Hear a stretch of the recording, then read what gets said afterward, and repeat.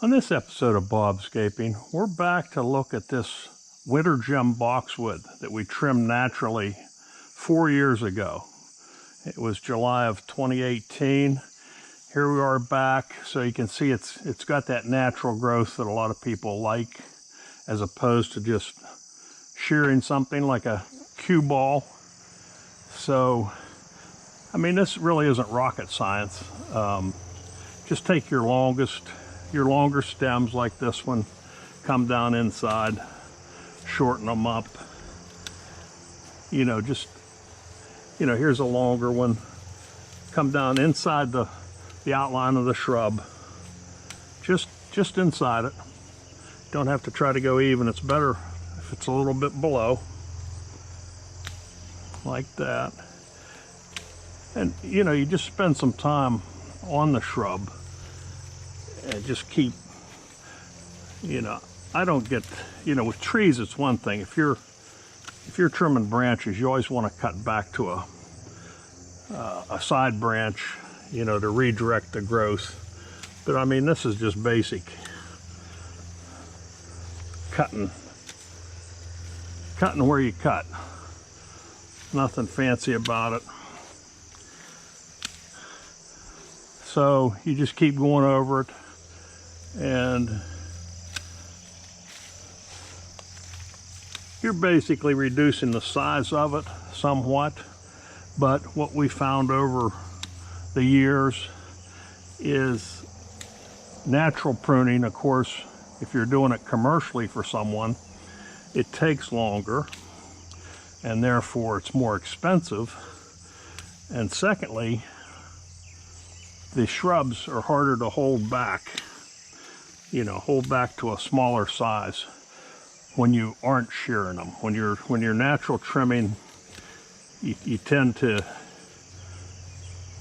get larger shrubs sooner, which may or may not be good or bad. So again, we're just taking the longer ones. You just keep going back and cutting the longer ones like that.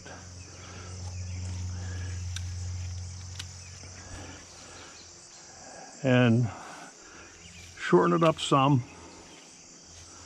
Again, nothing fancy.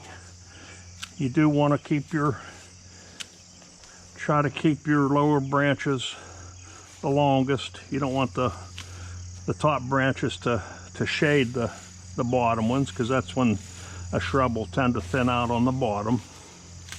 This one's been crowded by some mint that grows here and gets up against it. So, yeah. All right, so I worked on it for about another 5 minutes there and kept trimming the longer sprouts. So I mean, there you have it. It's a natural, more of a natural look. You still want to keep it away from buildings. Always trim away from your structures for ventilation, plus to keep insects from having a nice bridge to get onto them. So yeah, this one has plenty of room to grow, so it's not like we have to try to hold it back or it's crowded by other shrubs on either side. Okay, so take a mental picture of that, and we'll go look at the one we sheared a few weeks ago with the rechargeable electric shears.